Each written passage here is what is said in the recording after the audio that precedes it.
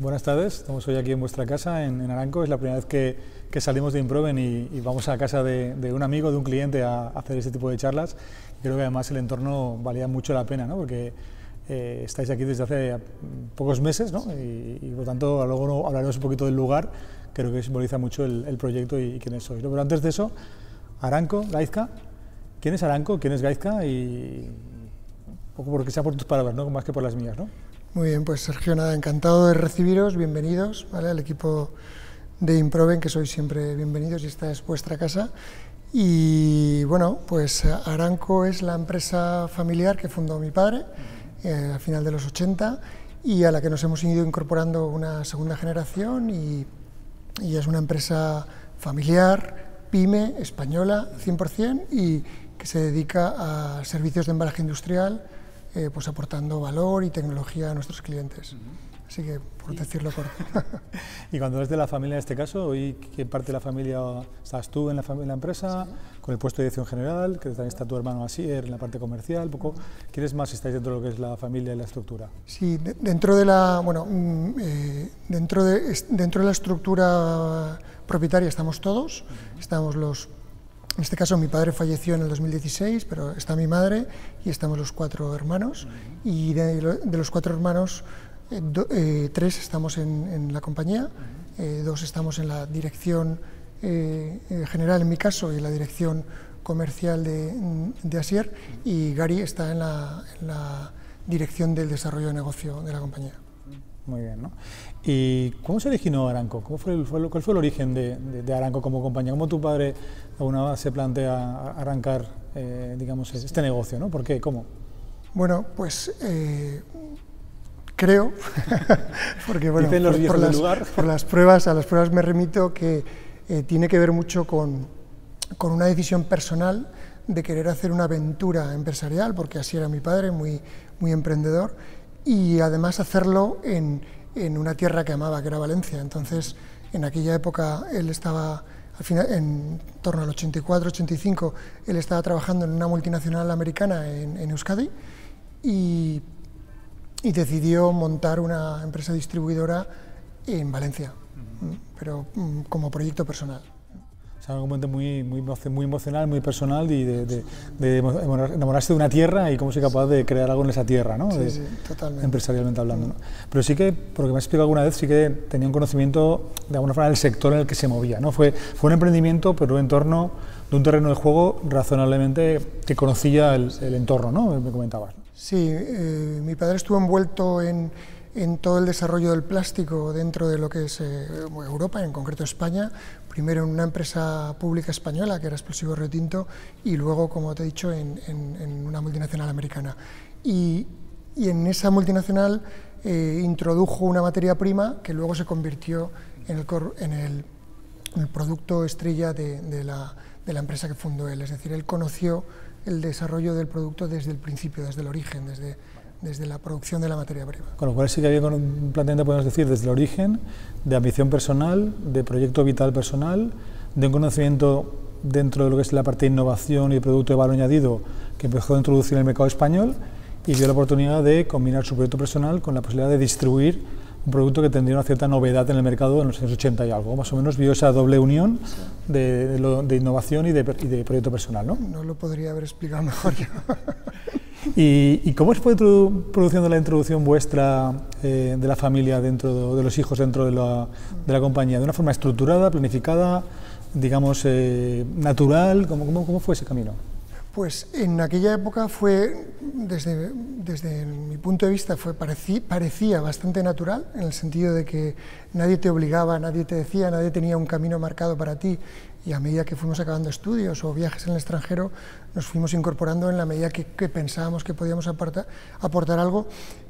Con el tiempo, con la visión que te da el tiempo, tengo la sensación de que está mucho más estructurado de la sensación que yo tuve cuando entré, porque tan es así que yo, después de hacer una serie de prácticas durante una serie de años, me incorporé full time en enero del 94 con la intención de trabajar un poco, ganar algo de dinero e irme a otro país a buscar trabajo. Y nunca pasó. O sea, me quedé, cada vez había más trabajo, cada vez había más retos, y la verdad es que poco a poco te vas enganchando y te vas quedando. Y así fue también con el resto de tus hermanos, con Sí, sobre todo, parecido, ¿no? O sea, todo muy parecido. Enlazamos estudios con algunos viajes y con alguna estancia fuera, pero luego poco a poco nos fuimos incorporando y ya te digo, parecía natural. Luego conocí, ya desde el punto de vista de padre, porque ya soy padre, creo que fui mucho más dirigido de lo que pensaba. Lo que podías entender, ¿no? ¿Y cómo se fue ordenando este proceso también de relevo y de alguna forma por parte de quien fundó la compañía y quienes ibais poco a poco asumiendo un reto, ¿no? ¿Cómo fue produciéndose ese relevo en la gestión, ¿no? o en la participación en la compañía? Fue muy... Para eso mi padre era muy visionario y muy adelantado. Y bueno, él decidió que ya tenía cierto relevo generacional, entonces nos soltó el día a día plenamente. Y se posicionó él más en la parte de la dirección, de la estrategia a largo plazo. Entonces, como lo quería hacer con todas las consecuencias, lo hizo tanto a nivel de cargo de trabajo como a nivel accionarial. Cogió, repartió las acciones en toda la familia y nos dijo, oye, esto es un proyecto de todos y todos tenemos la misma voz, y a partir de ahí arrancó un proceso de relevo tanto profesional como de propiedad. Con lo cual habéis ido, digamos, también aprendiendo cómo estructurar ese modelo de gobierno, ¿no? Sí. Desde la propiedad, la dirección, el equipo, ¿no? Y en 3 niveles, ¿no? De alguna forma. Sí, él nos animó a... Era una empresa gobernada, unipersonal, gobernada por él y tal, a partir de ese momento, pues organizar órganos de gobierno y a partir de ahí, pues consejo de administración, junta de accionistas, toda la parte de gobierno que quizás no tenía en la etapa anterior porque no la necesitaba. No, y una compañía de una dimensión más o menos reducida también, exacto, que conceptualmente era un elemento de gestión de gobierno complejo. Correcto. Para una compañía razonablemente pequeña. Era una empresa meramente comercial, claro, entonces tampoco tenía una estructura excesiva. Para mí algo que he visto, y de alguna forma como reflexión, algo que yo cada vez que después de 20 años en el mundo del negocio y consultoría, me doy cuenta que muchas veces uno de los principales puntos de complejidad en el crecimiento es el modelo de gobierno y de gestión, ¿no? Totalmente. ¿En qué medida cuando es una dirección muy monopersonal, pues al final la compañía es tan grande como lo que ese responsable es capaz de hacer, y el hecho de ser capaz de crear un modelo de liderazgo más compartido y de gobierno distinto permite que haya más personas que sean capaces de hacer el tema más grande, ¿no? Entonces, no es tan evidente este paso y seguramente, ¿cómo tú crees que eso ha permitido, digamos, que hoy estemos donde estamos? En nuestro caso, desde luego, y además no hay cosa más contundente que el ejemplo con un acto, ¿no? más que con la palabra, porque además este es un problema que no se resuelve una vez y ya está.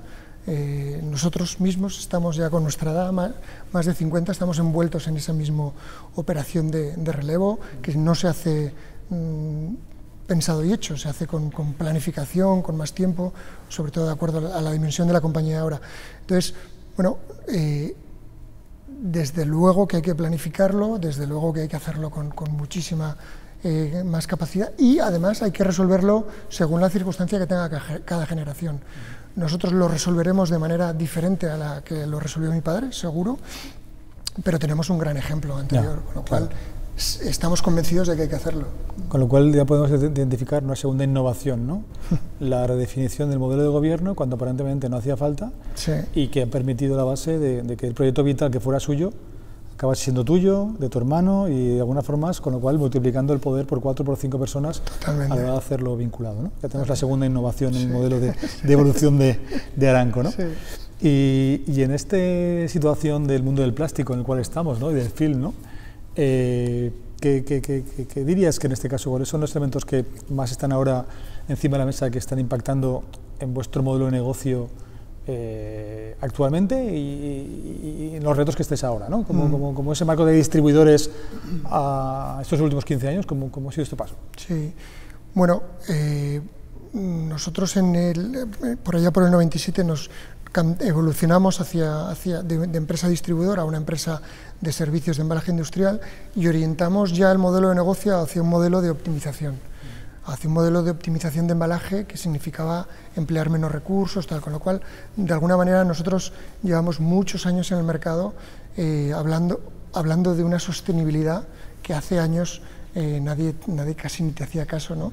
Ahora parece que sostenibilidad y encima el mundo del plástico parece que son conceptos hasta contradictorios y bueno, nosotros pensamos que no, es decir, creo que hay que perseguir, reducir e incluso prohibir el mal uso de ciertos plásticos como de otra serie de productos, pero luego hay otra serie de usos en los cuales el buen uso y el correcto uso del plástico optimiza muchísimo cualquier proceso industrial y en muchos casos no hay a día de hoy una alternativa mejor que tenga una huella medioambiental menor. Entonces, bueno, nosotros fomentamos el buen uso del plástico, pero lo venimos fomentando desde hace 25 años, ¿no? Hemos retirado un montón de toneladas del plástico. De hecho, en nuestro sector alguna gente nos llama a nosotros los autolesionantes, porque nosotros quitamos toneladas inútiles del sector, ¿no? Y nos califican de que autolesionamos el sector, ¿no? Porque para nosotros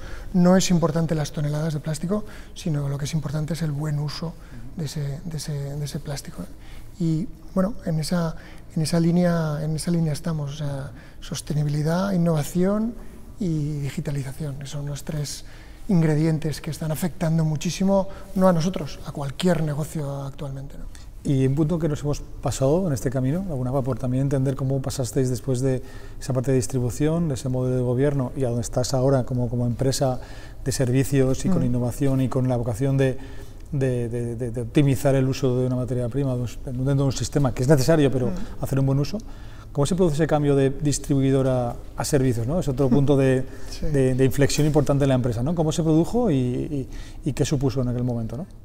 Pues bueno, esta sería la tercera innovación que introdujo mi padre en su día, allá por el año 97, cuando nosotros nos movíamos en un entorno de un mercado muy maduro, con guerra de precios, poca rentabilidad. Incluso los propios agentes de nuestro sector trataban el producto como un commodity y además la actividad auxiliar de embalaje se consideraba, pues eso, auxiliar y con poco valor, ¿no? Y bueno, bajo esa perspectiva, mi padre, que estaba más en la parte de largo plazo, nos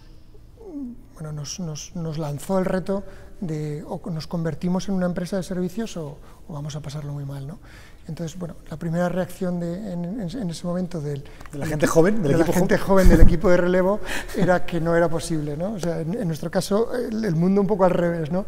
El revolucionario era él, ¿no? El revolucionario era mi padre y nosotros con el día a día íbamos un poco tal. Luego el tiempo enseguida nos demostró que en ese modelo de negocio todos nos encontrábamos mucho más a gusto y que aportábamos mucho más valor, con lo cual nos motivábamos mucho más y a partir de ahí hicimos una serie de experimentos que bueno, fuimos poco a poco convirtiendo nuestra cartera de clientes en contratos con clientes a largo plazo y cuando decidimos que esa era nuestra visión y nuestra forma de ver el mercado, lo que fuimos a por ella y entonces nos acabamos convirtiendo en una empresa completamente de servicio.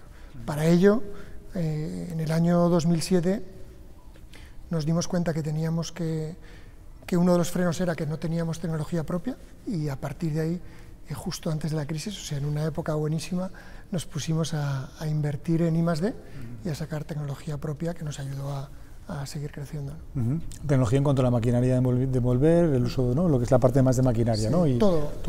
Empezamos con la parte supuestamente más sencilla, que era la maquinaria, luego seguimos con toda la parte de mantenimiento, porque intentamos, y de hecho lo conseguimos, hacer un mantenimiento en remoto de las máquinas, y luego, por último, lo que consideramos más complicado era tener tecnología propia de film.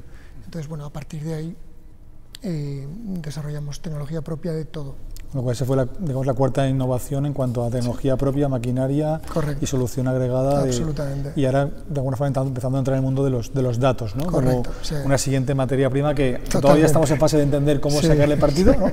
Pero ahí hay algo que un nuevo petróleo, ¿no? Nunca mejor dicho, dentro del sector del plástico, ¿no? Además, es muy sorprendente, ¿no? Cómo reaccionan nuestros clientes cuando cuando les enseñamos a lo que tienen acceso. Entonces, de repente, tu servicio trasciende del mundo del embalaje y se acaba metiendo en otra serie de pautas que importan mucho más al cliente, ¿no?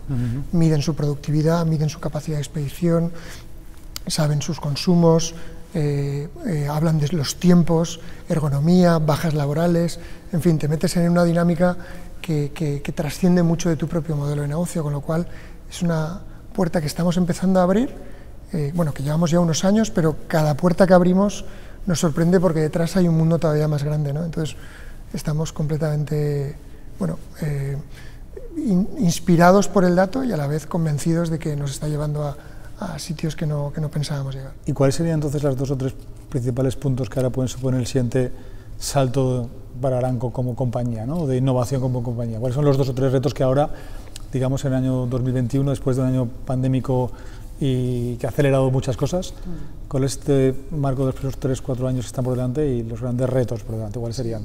Los grandes retos sería el actual, sería cumplir con los objetivos que teníamos en el actual y que estamos finalizando plan estratégico, que de por sí ya era complicado, pero además un año 2020 con pandemia, un año 2021 con crisis de materias primas, o sea que ha habido diversión a tope, ¿no?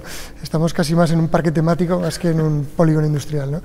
Y a la vez, que es algo que hemos trabajado mucho con vosotros, ser conscientes de que para dar los siguientes pasos necesitábamos algún tipo de transformación interna, ¿no? Entonces, bueno, pues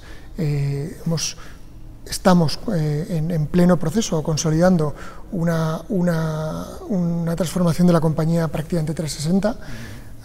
Hoy estamos en unas instalaciones que las hemos estrenado en enero, pero que están pensadas desde hace bastante tiempo y que están pensadas para ser más productivos y más grandes. Luego hemos transformado toda nuestra estructura digital para poder seguir escalando el negocio y luego nos hemos preparado internamente como organización para poder acometer los nuevos retos. ¿Por qué? Porque los nuevos retos en definitiva van a ser más crecimiento, pero sobre todo uno muy importante que es la internacionalización de la compañía. Hasta ahora estamos atendiendo Iberia, que nosotros llamamos Iberia porque España y Portugal las contemplamos de manera conjunta, pero a partir de los próximos años tenemos un reto internacional indudable.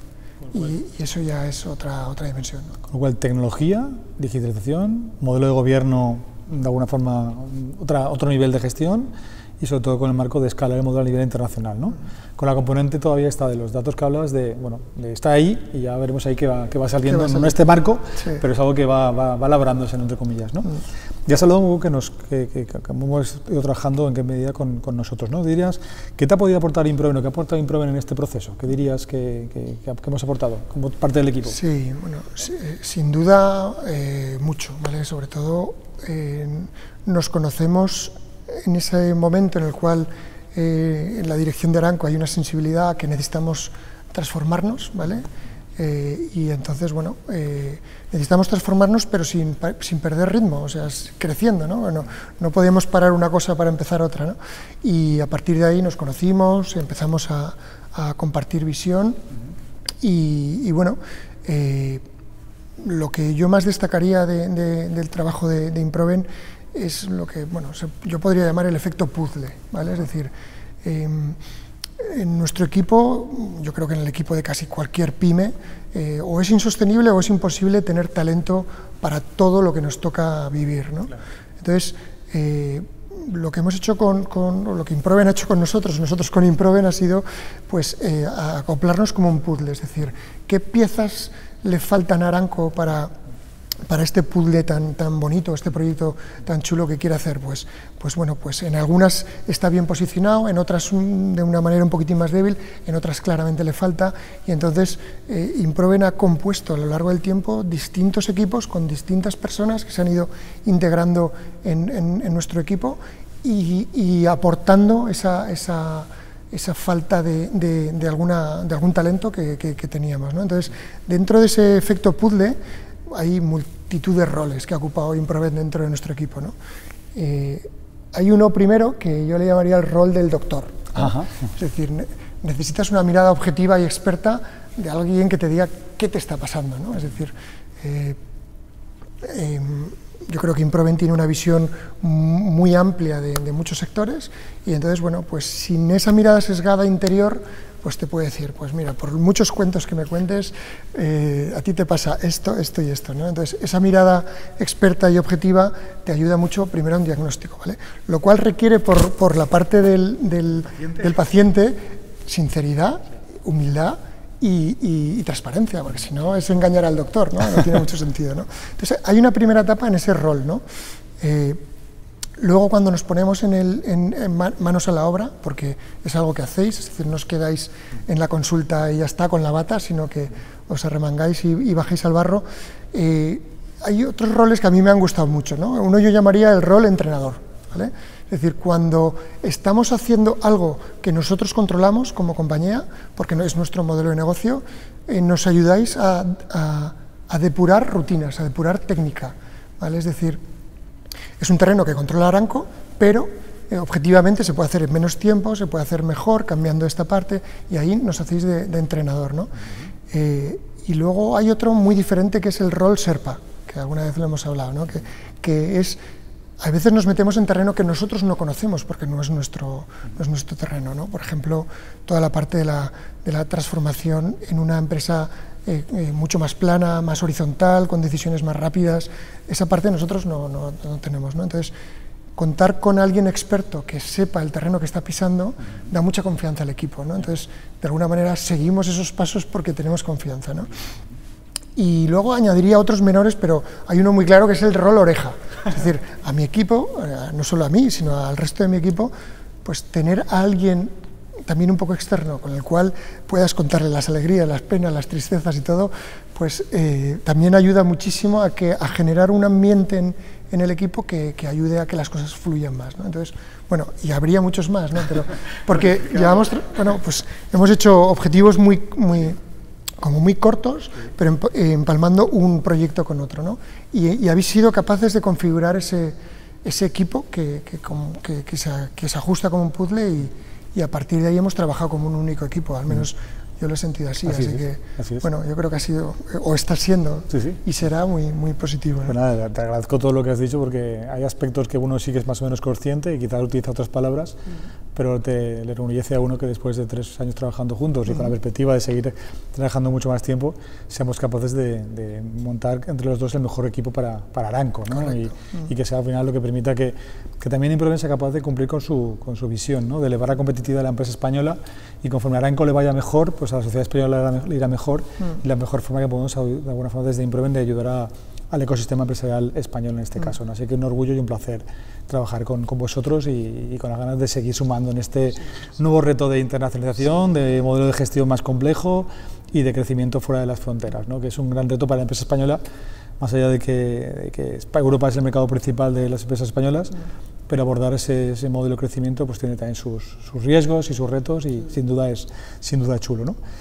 Y en este caso, ¿cuáles serían tus reflexiones o conclusiones, digamos, que pondrías después de este recorrido tuyo profesional desde el año 93, 94, que te incorporaste, incluso antes con 91, 92 como medio becario a hoy? ¿Cuáles serían tus principales puntos de conclusiones y reflexiones que todo este camino te ha enseñado, ¿no?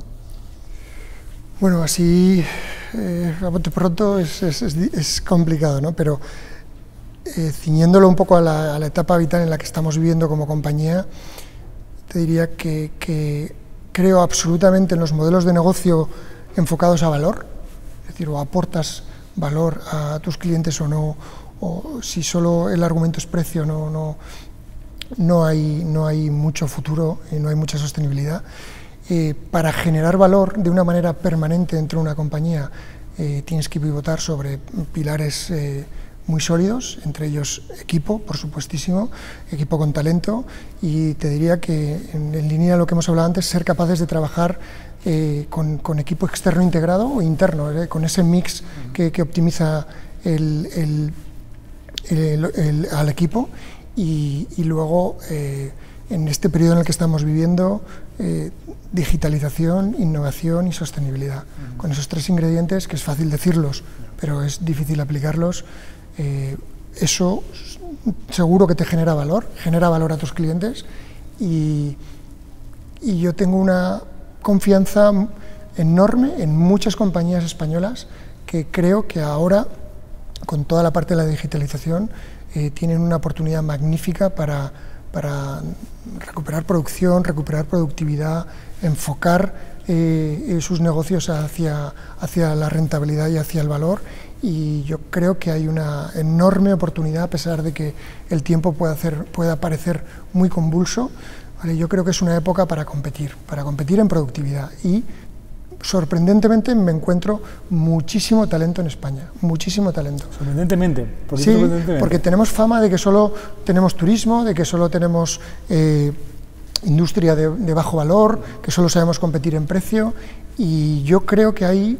más talento que proyectos, y lo que faltan son proyectos, es decir, lo que faltan son o empresarios o emprendedores capaces de llevar para adelante proyectos con todo el talento que tenemos por aquí. Entonces, bueno, esa sería un poco mi brindis a que la gente que se sienta con ese talento, pues que se anime, porque creo que es muy motivante. Sí, yo te diría que dinero hay, quizá hay mucho dinero en el sistema, y la combinación de talento e ideas, de alguna forma, es el mundo de cómo combinar, ¿no? Una idea de negocio, una innovación de negocio y talento para llevarlo a término, ¿no? Y hay una frase que yo recuerdo del pasado, que me has hecho recordar, y lo que llamo las 3 Vs, ¿no? Es valentía y vocación para tomar la decisión de emprender haciendo tu proyecto personal, primero por parte de tu padre como emprendedor, y después hacerlos partícipes de ese proceso de entender que ese proyecto es un proyecto vital personal, con lo cual otra V, valentía y vitalidad.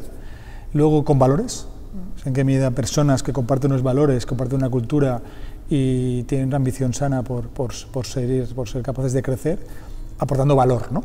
Valor a un mercado, y con ese marco también de redondear el círculo con un propósito, ¿no? Que la propia existencia de todo este sistema, esa valentía para abordar un negocio con valores y aportando valor, que mejore el sistema, ¿no? Que mejore la sociedad, que mejore el ecosistema, por eso que dices tú de ser un poco los deflacionarios del plástico, el mundo del plástico. Oye, pues eso en sí mismo es una aportación de valor de hacer más sostenible un sistema y que hagamos las cosas para un mejor mundo, ¿no? Que puede parecer muy filosófico, pero creo que es lo que da coherencia a empresas con valor que ganan dinero aportando valor al mercado, ¿no? Y eso es una gran combinación que queda mucho. Absolutamente, y además es que, bueno, trabajar con esa motivación ayuda muchísimo, y si no es que arrastra los pies, y es terrible eso, ¿no? Y bueno, creo que para eso hay que tener grandes sueños. Eso es algo en lo que también nos habéis ayudado desde Improven a levantar la mirada y a tener mayores sueños, y bueno, y muchísima motivación, la verdad. Pues nada, encantado de compartir vuestro sueño y ayudar a que ese sueño sea alcanzable, y que entre las dos seamos capaces de construir una mejor sociedad, por lo menos la que está a nuestro alcance, y ahora es Iberia, pero en breve será Europa, ¿no? Lo que esté en nuestra mano. Gracias, Bjarka, ha sido un placer, y estamos Sergio. encantados de trabajar juntos. Un abrazo fuerte. Gracias.